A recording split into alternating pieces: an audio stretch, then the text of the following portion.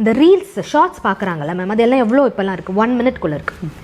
அது என்ன பண்ணுன்னா நம்ம டக்கு டக்கு டக்கு டக்கு டக்குன்னு போயிட்டே இருக்கோமா, அது ஃபாஸ்ட்டாக போகுது. ஆனால் நம்மளோட ரியல் வேர்ல்டில் எல்லாமே எப்படி நடக்குது, நிதானமாக ஸ்லோவாக எல்லாம் அப்படி தான் நடக்குது. அந்த அக்செப்டன்ஸ் குழந்தைங்கிட்ட இல்லை. அதுதான் இல்லை, 90% ஆஃப் த கிட்ஸ் கிட்ட இல்லை. அதை பேரண்ட்ஸ் முதல்ல புரிஞ்சுக்கணும்.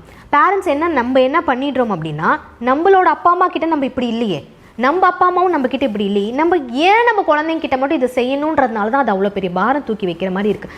First accept that modern parenting நம்ம எல்லாம் கேட்கறது பண்ணுறதுலாம் மட்டும் கிடையாது. இந்த ஜென்ரேஷன் கிட்ஸ் இப்படி தான் இருக்காங்க. கேட்கறது வாங்கி கொடுக்கறதுனால தான் இந்த பிரச்சனையே வருது. நோ சொல்லுங்க, ஓகே, நோ சொல்லுங்க, ரூல்ஸ் போடுங்க, பவுண்டரிஸ் செட் பண்ணுங்க.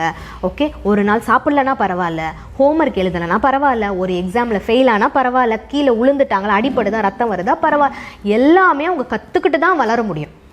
ஓகே, அப்படி இருக்கும்போது நம்ம இந்த கஷ்டத்தெல்லாம் அப்படி தானே வளர்ந்தோம்.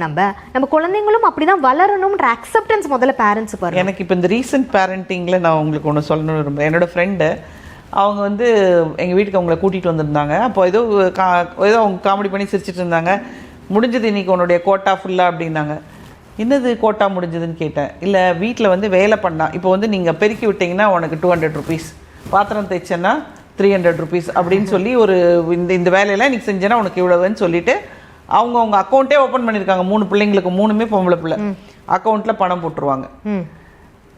நீங்கள் ஏதாவது ஒரு தப்பு பண்ணீங்கன்னா அந்த பணத்தை எடுத்துகிட்டு போய் வெளியில் போய் அவங்களுக்கு எல்லாம் வாங்கி கொடுத்துடணும். அதாவது எல்லாத்தையும் மற்றவங்களுக்கு வாங்கி கொடுத்துடணும். அதாவது வேலை செய்யறதுக்கு மோட்டிவேட் பண்ணுறாங்க. மேம், ஆக்சுவலி இது ரிவார்டிங் சிஸ்டம். இது பேர் ரிவார்டிங் சிஸ்டம் இருக்கலாம். இதுலேயுமே தவறான புரிதலில் போயிடுறாங்க. நம்மளோட டெய்லி ரொட்டீனுக்கு ரிவார்டிங் கொடுக்கக்கூடாது. ப்ரஷ் பண்ணுறதுக்கு ரிவார்டிங், வீட்டு வேலை செய்கிறதுக்கு ரிவார்டிங், கிச்சனில் அம்மாவுக்கு ஹெல்ப் பண்ணுறதுக்கு ரிவார்டிங், அப்பாவுக்கு ஹெல்ப் பண்ணுறதுக்கு rewarding. No, don't do that. Daily ரொட்டீனுக்கு நம்ம ரிவார்டிங் கொடுத்தோன்னா குழந்தைங்களுக்கு அது ஒரு பழக்கமாயிடும்.